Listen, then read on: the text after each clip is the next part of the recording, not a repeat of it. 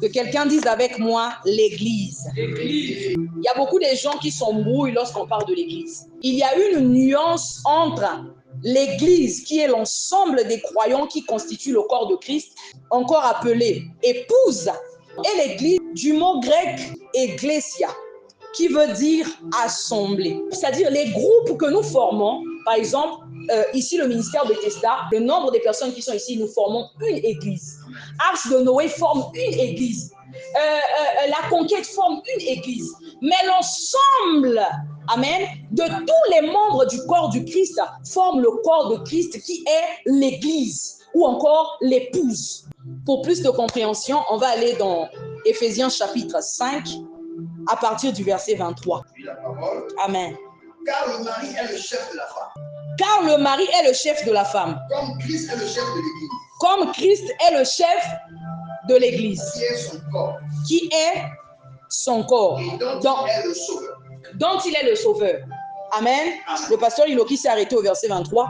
Ici au verset 23, on nous parle de l'église comme étant le corps du Christ. On nous parle de l'église comme étant l'épouse. Amen.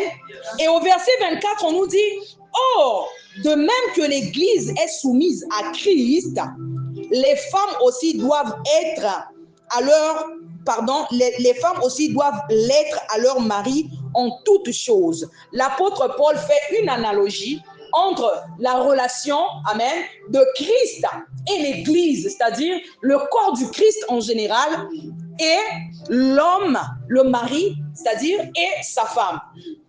Il explique ici, il dit, de même que l'église est soumise à Christ. Ce que j'aime dans ce passage, c'est que l'apôtre Paul ne dit pas que l'église va se soumettre à Christ. Ce que j'aime, il est en train de dire que l'église est soumise à Christ. Amen. Ça veut dire que l'église est réellement soumise à Christ. Parce que selon que la parole de Dieu déclare que ceux qui sont conduits par l'Esprit de Dieu sont les fils de Dieu. Et les fils de Dieu, ce sont ceux qui ont le Saint-Esprit. C'est ceux qui constituent l'ensemble des croyants. C'est ceux qui constituent le corps du Christ ou encore l'épouse. Amen. Et on nous dit au verset 25, il dit, Marie, aimez vos femmes comme Christ a aimé l'église et s'est donné lui-même pour elle. J'aimerais m'arrêter un instant pour dire à quelqu'un que la plus grande preuve d'amour, c'est le sacrifice. Amen. L'apôtre Paul fait l'analogie entre la relation de l'homme, de Dieu et l'église, et de l'homme et la femme. Mais il dit à la fin, il dit, Marie, aimez vos femmes comme Christ a aimé l'église et s'est livré lui-même pour elle. Et ça aussi, c'est un enseignement qu'on donne aux maris. Amen. À ceux qui sont mariés. C'est un enseignement qu'on donne. On dit que Christ a aimé l'église, il s'est sacrifié pour l'église. Et cela nous enseigne que la plus grande preuve d'amour, c'est le sacrifice.